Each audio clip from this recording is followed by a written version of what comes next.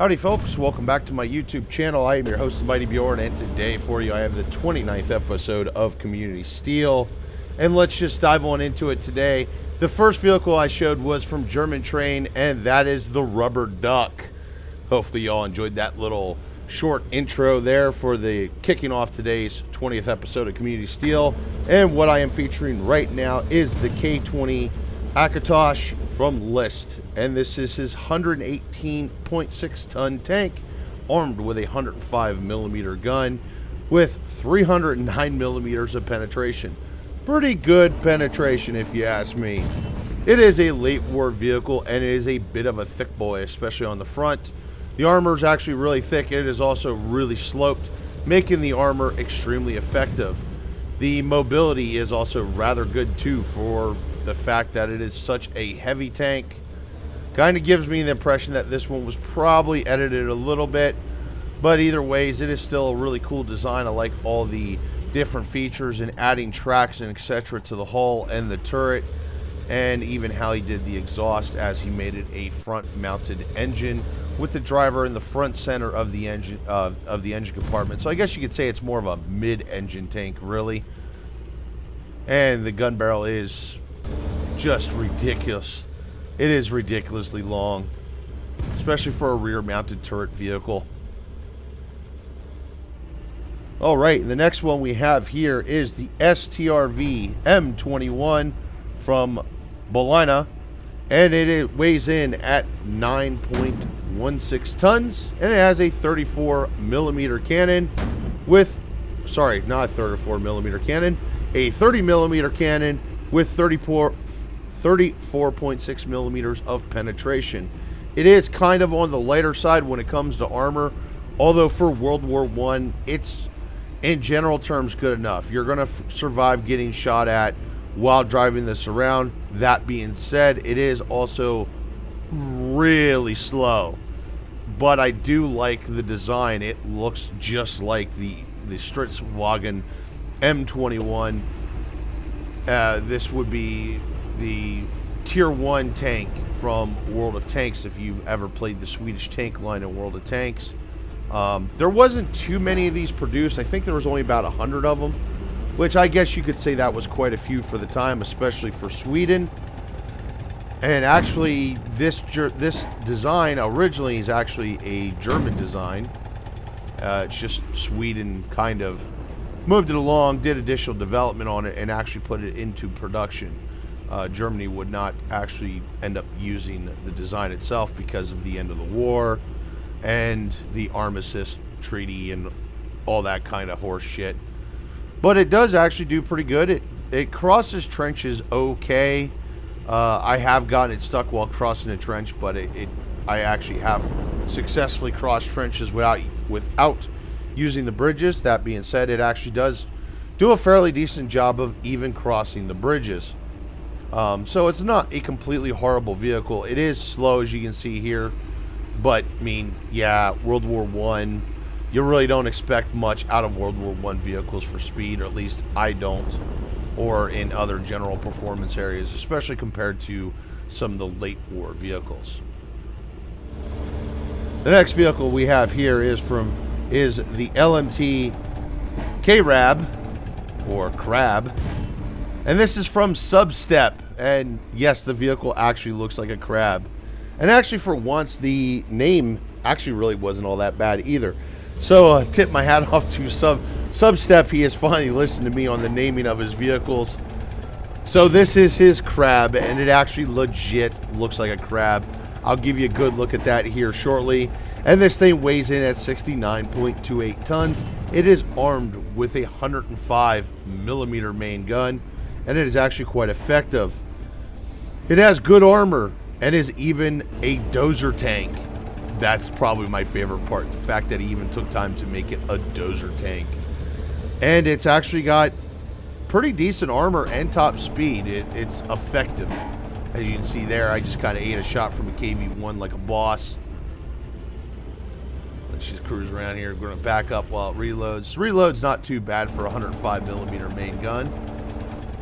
There we go. Got the shot on the KV1 for the kill, or sorry, the KV2 for the kill, and Let's see what we're going to do here. Yeah, that's what I thought. See what I mean about it being a dozer tank? My favorite feature. And the next vehicle we have here is the A34 Comet by... I'm not sure if I'm going to say his name right. I'm probably not. It's Nirti? Nirti. I don't know. I'm pretty shit when it comes to some of these names. But this is weighs in at 33.5 tons. And he has it with a 76 millimeter main gun. Not sure why he didn't put it with a 77. A little confused on that one. It's got 170.5 millimeters of penetration, so it does pretty good penetration-wise. Good speed, but it's got mediocre armor at best. You know, I mean, that's the problem with the British tanks, especially the World War II British designs. They're not well shaped. It's a lot of It's a lot of flat armor plating on the British vehicles. Not a whole lot of angling, and let alone, unfortunately, for the design, they're not very roomy either. They're actually a rather cramped tank for essentially how big they are, how boxy they are. But either ways, you know, they did feature a pretty good top speed, especially when they got to their more medium tanks like the Cromwell and the Comet here. And with all that being said, the vehicle looks great, and it actually does perform fairly well. And I like how he actually took the time to really model the engine deck properly for this vehicle. So with all that being said, it's actually a rather good rendition of the Comet, especially when you start talking just how it performs generally and automotively. And the next vehicle I got here is the AMX 18R 105, and this is from Watchman. It weighs in at 19 tons, and it's a 105 millimeter main gun. It is thin armored for late war. This is more of like a wheeled tank destroyer, heavy reconnaissance car type of deal. So as you can see there, the armor does not hold up. Now it's pretty cool how he did the barrel shroud. I do like that. It kind of feels like the PL01 when it comes to the barrel shroud, and when it comes to mobility for not having actual tracks, it's rather good. I mean, it can be a little bit of a dog when driving off the line, but once you really get rolling, it really gets rolling. And it does have good gun depression and a decent reload speed for having a 105 millimeter gun. So all in all, in general, I rather really like this design. I'm just rather shit with it because it's thin, and I appreciate little things like armor. That's just generally how it is for me. I'm just not really good with guns and stuff like that. And the last tank I have here is the Fischl 3A from German Train, and this is his 110.2 ton. Well, it's an SPG. It's actually a reminiscent of a prototype German SPG. I believe it was a tier 3 or tier 4 in World of Tanks. It's the first turreted tank destroyer actually that you can get in the game. And I actually rather like that SPG.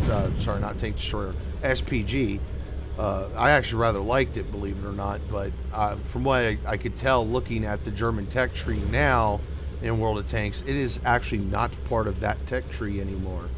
It is armed with a 105 millimeter main gun. Now, it does have a bit of a long reload, but realistically for what the vehicle's supposed to be, that doesn't really matter, because it's actually supposed to be an SPG. Although here in the case of Sprocket, you'd probably use it more like a turreted tank destroyer. It does have thin armor and an open top, and realistically I like how he just designed the turret and the whole 9 yards. It really looks like the actual vehicle that I'm talking about. It's like the PZ, I think it's SFL. I really can't remember what the name of the vehicle was, and unfortunately I'm not spot on with my German either to really remember the name of the vehicle. But it is a specialized, it was considered as a specialized assault gun is essentially what it comes down to. And, you know, so there we go. We got 2 entries today from German Train. And as you can see, it's got good mobility here, too, showcasing the mobility of it. Of course, that being said, this type of vehicle, open top, thin armor, it's going to have decent mobility usually. So anyway, folks, that's going to be it for today's episode of Community Steel. Hopefully, y'all enjoyed the creations I showed. Thank you very much for tuning in, and have yourself a wonderful day.